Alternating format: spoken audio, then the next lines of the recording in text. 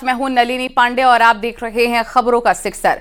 ATM से पैसे निकालते वक्त दूसरे इंसान पर भरोसा करना कैसे भारी पड़ गया, आगे आपको दिखाएंगे।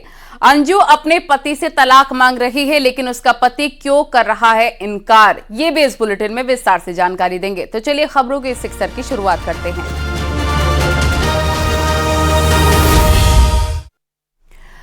तो पाकिस्तान से लौटी अंजू अपने बच्चों के साथ फिलहाल दिल्ली में रह रही है।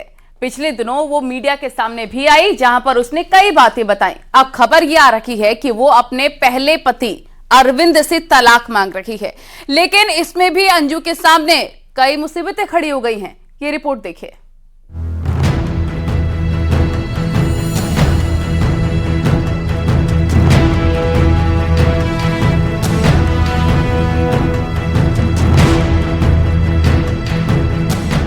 पहले अंजू पाकिस्तान गई, 4 महीने से ज्यादा पाकिस्तान में रहने के बाद भारत लौटी, लेकिन अभी भी अंजू की दुश्वारियां कम होने का नाम नहीं ले रही हैं। पहले ये कयास लगाए जा रहे थे कि वो अपने पहले पति अरविंद से तलाक लेने के लिए भारत आई है, लेकिन 1 महीना बीतने के बाद भी अरविंद से तलाक लेने वाली बात आगे नहीं बढ़ी। सस्पेंस बढ़ता जा रहा था। फिर अचानक अंजू मीडिया के सामने आई और उसने साफ कर दिया कि अब वो पहले पति अरविंद के साथ नहीं रहेगी। जल्द तलाक लेने की बात भी कही।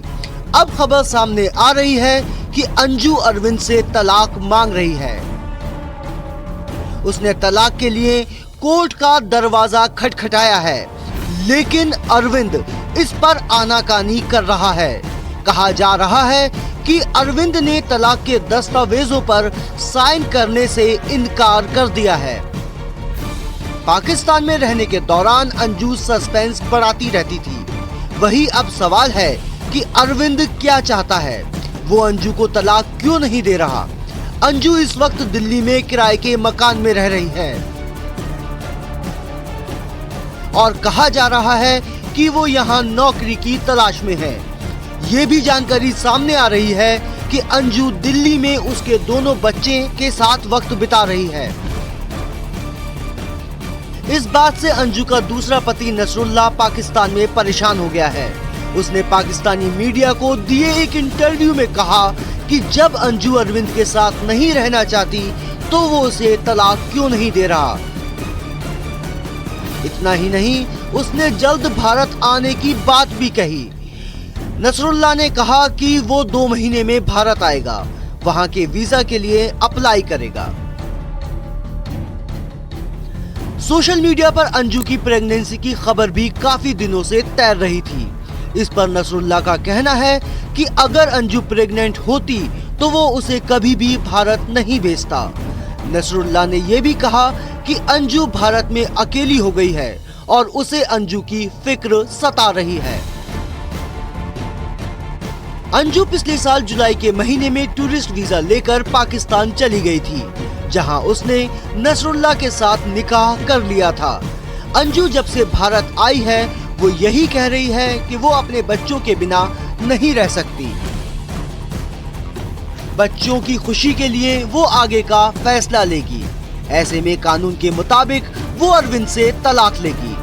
फिलहाल तो अरविंद ने डिवोर्स पेपर पर साइन नहीं किया है। ऐसा लग रहा है कि अभी कई और ट्विस्ट आने बाकी हैं। Bureau report news 18।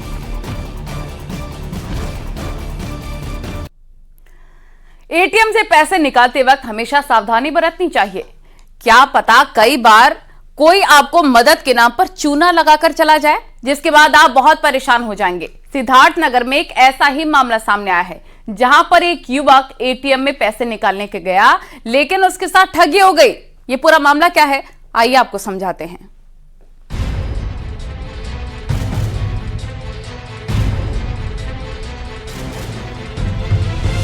अगर आप एटीएम मशीन से कैश निकालने के लिए जाते हैं तो ये खबर आपके लिए है। सिद्धार्थनगर में एक युवक पैसे निकालने के लिए एटीएम पहुंचा। सीसीटीवी का ये फुटेज सामने आया। मौके पर 2 एटीएम मशीन लगी हुई हैं। जैसे ही युवक एटीएम से पैसे निकालने लगा, कुछ परेशान सा दिखाई देने लगा, क्योंकि उसका एटीएम शायद काम नहीं कर रहा था। इतने में काली जैकेट पहने हुए एक शख्स मौके पर पहुंचा। उसने युवक को देखा और पैसे निकालने में उसकी मदद करने लगा। युवक ने भी उस पर विश्वास कर लिया। उसे लगा कि एटीएम से अब पैसे निकल जाएंगे। काफी देर तक वो एटीएम में कमांड देता रहा, लेकिन पैसे नहीं निकले। वहीं बगल के एटीएम से दूसरा युवक पैसे निकालकर चला भी गया।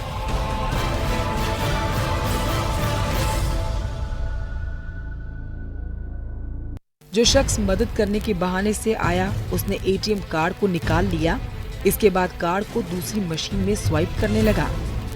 उसने कई बार कमांड दी, लेकिन पैसे फिर भी नहीं निकले। बाद में काली जैकेट वाला शख्स अचानक से हरकत में आया और एटीएम कार्ड को छोड़कर वहां से तेजी से बाहर की तरफ निकल गया। ये देखकर युवक भी हैरान हुआ। उसने मशीन से अपना कार्ड निकाला। उसने गौर से देखा तो उसके पैरों तले जमीन खिसक गई।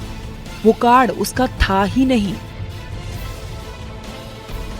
अब मतलब साफ हो जाता है कि जो शख्स उसकी मदद करने आया, वो युवक का एटीएम कार्ड लेकर फरार हो चुका था। उसे एटीएम कार्ड का पिन भी पता लग चुका था। युवक को समझ में आ गया कि उसके साथ ठगी हो गई है, जिसके बाद उसने गेट खोला और बाहर की तरफ भागा।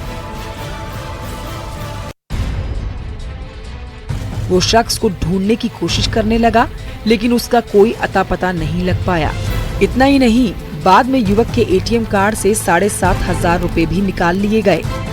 बताया जा रहा है कि पहले 5,000 रुपए और बाद में 2,500 रुपए का ट्रांजैक्शन किया गया, जिसका उसके फोन पर मैसेज भी आया। हैरान करने वाला ये मामला सिद्धार्थ नगर के डुमरियागंज थाना क्षेत्र का है। पीड़ित बिजवार बढ़ई का रहने वाला है। अपने साथ ठगी की वारदात के बाद अब पीड़ित ने पुलिस से गुहार लगाई है। सीसीटीवी में आरोपी की तस्वीर साफ दिखाई दे रही है। पुलिस के हाथ सीसीटीवी फुटेज लग चुका है। अब इसी के आधार पर आरोपी की तलाश तेज कर दी गई है। सिद्धार्थनगर से न्यूज़ 18 के लिए शरद चंद्र त्रिपाठी की रिपोर्ट।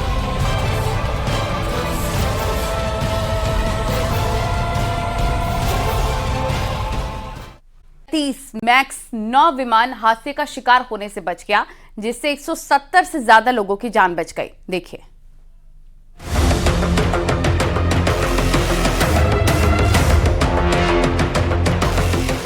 आसमान में चला बड़ा हादसा, प्लेन का दरवाजा उखड़ा।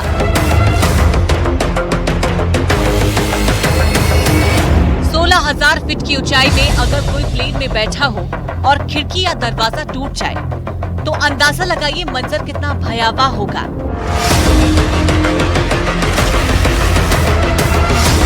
अमेरिका के आसमान में ऐसी ही घटना सामने आई, जहां रात के अंधेरे में 16,000 फीट से ज्यादा की ऊंचाई में प्लेन का दरवाजा अचानक उखड़ गया।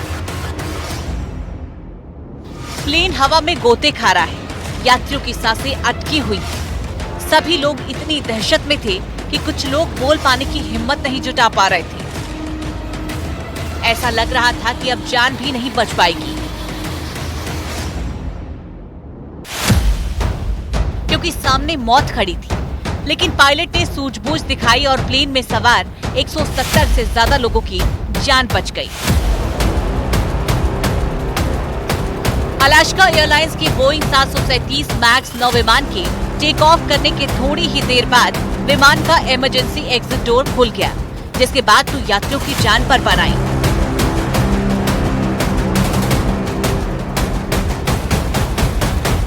जानकारी के मुताबिक विमान में 171 पैसेंजर और 6 क्रू मेंबर सवार थे। बाद में विमान को पोर्टलैंड अंतर्राष्ट्रीय हवाई अड्डे पर सुरक्षित तरीके से लैंड कराया गया। विमान की लैंडिंग के बाद यात्रियों की जान में जान आई और सभी ने ऊपर वाले का शुक्रिया अदा किया। विमान में सवार एक यात्री के मुताबिक दरवाजा टूटने के बाद आवाज बहुत तेज थी, जिससे लग रहा था कि कान के पर्दे फट जाएंगे। वहीं एक और यात्री का कहना था कि प्लेन में सन्नाटा छा गया था। किसी को समझ ही नहीं आ रहा था कि अब क्या होगा। दरवाजे के अलग होते ही विमान के पायलट ने इमरजेंसी की घोषणा कर दी। ऑडियो रिकॉर्डिंग में पायलट एयर ट्रैफिक कंट्रोल से लैंडिंग की बात कर रहा था। बताया जा रहा था कि विमान पोर्टलैंड से कैलिफोर्निया के ओंटारियो जा रहा था। फिलहाल अमेरिका में बोइंग 737 मैक्स 9 विमानों की उड़ान पर अस्थायी रोक लगा दी गई है। अमेरिका के एविएशन रेगुलेटर ने आदेश जारी किया है कि इस आदेश के बाद 737 मैक्स सीरीज के 170 से ज्यादा विमान नहीं उड़ पाएंगे। जांच पड़ताल के बाद ही इन विमानों की उड़ान शुरू हो सकेगी। अलास्का और यूनाइटेड एयरलाइंस सबसे ज्यादा संख्या में बोइंग के 737 मैक्स 9 विमानों का संचालन करती है। ऐसे में इस फैसले से इन दोनों एयरलाइंस पर सबसे ज्यादा प्रभाव पड़ेगा। अमेरिका की इस घटना के बाद भारत में DGCA ने भी एयरलाइंस कंपनियों को अपने बेड़े में शामिल Boeing 737 max 8 plane emergency exit door की जांच करने को कहा है। Bureau report, news 18।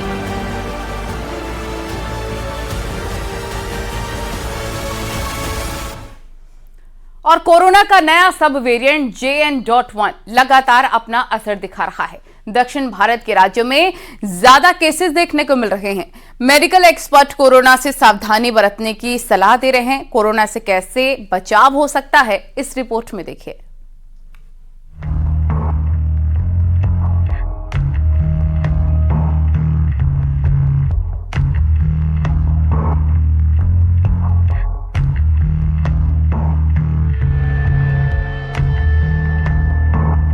कोरोना एक बार फिर से असर दिखाने लगा है। बीते 24 घंटे में कोरोना के 774 नए केस सामने आए हैं, जिससे एक्टिव केसों की संख्या 4100 से ज्यादा पहुंच गई है।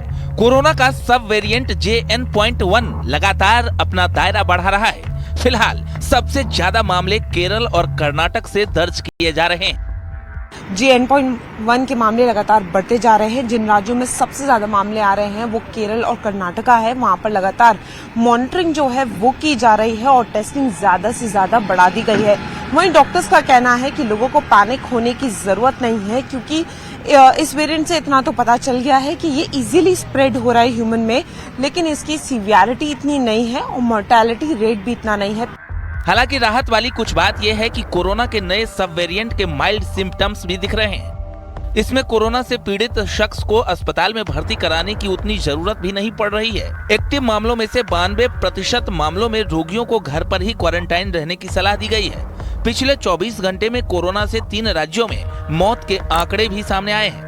पिछले 24 घंटों में 5 मौतें हुई हैं, जिसमें से 1 मौत जम्मू कश्मीर में हुई है, 2 केरला में हुई है और 2 महाराष्ट्र में हुई है। तो लगातार मौतें भी हो रही हैं, लेकिन सबसे बड़ी बात यह है कि जिस तरीके से केसेस बढ़ रहे हैं उतनी ही तेजी से रिकवर हो रहे हैं। हॉस्पिटलाइजेशन रेट भी कम है और ज्यादा से ज्यादा लोगों को माइल्ड जो है सिम्टम्स हैं और उनका घर पर ही इलाज हो पा रहा है। लेकिन दूसरी तरफ डॉक्टर्स लगातार ये भी कह रहे हैं कि सावधानी बरतने की ज्यादा से ज्यादा जरूरत है, क्योंकि जिन लोगों को गंभीर बीमारियां हैं या वो किसी भी गंभीर बीमारी से ग्रसित हैं तो बहुत ज्यादा ध्यान देने की जरूरत है। डॉक्टरों के मुताबिक वायरस को हल्के में लेने की गलती नहीं करनी चाहिए और यही वजह है कि संक्रमण की रफ्तार नहीं रुकी है। कोरोना का नया सब वेरिएंट JN.1 लगातार अपने पांव पसार रहा है। महज 1.5 महीने के भीतर ये वेरिएंट करीब 41 देशों में फैल चुका है, इसलिए लापरवाही बिल्कुल न बरतें। नोएडा से न्यूज़ 18 के लिए फराह खान की रिपोर्ट। खबरें और भी हैं, लेकिन यहां रुकना होगा एक छोटे से ब्रेक के लिए।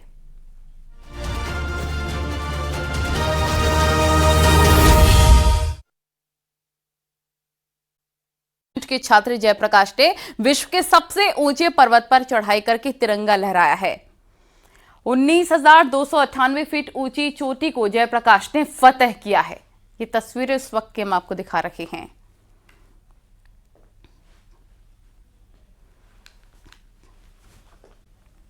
में अश्लील वीडियो दिखाकर ब्लैकमेल करने वाले गैंग के 5 सदस्यों को पुलिस ने अरेस्ट कर लिया है। आरोपी के पास से 3 लाख से ज्यादा कैश मिला है।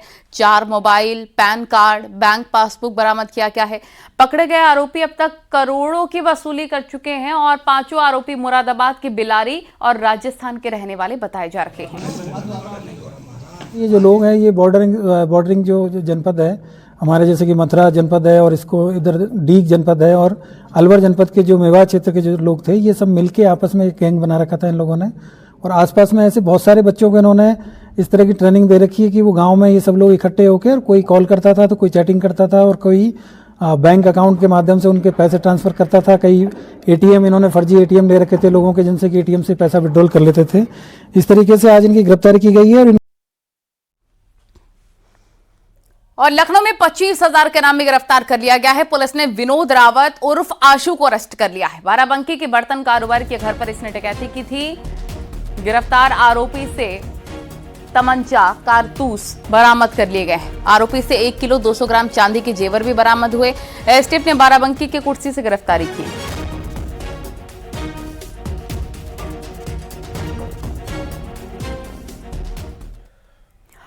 और मुजफ्फरनगर में एक बच्चे की दम घुटने से मौत हो गई, जबकि माता पिता और एक बच्ची की हालत नाजुक बनी हुई है, जिसे अस्पताल में भर्ती करवा दिया गया है। रूम हीटर से दम घुटने की आशंका व्यक्त की जा रही है। फिलहाल पुलिस मामले की जांच कर रही है। सिविल लाइन थाना क्षेत्र की पूरी घटना है।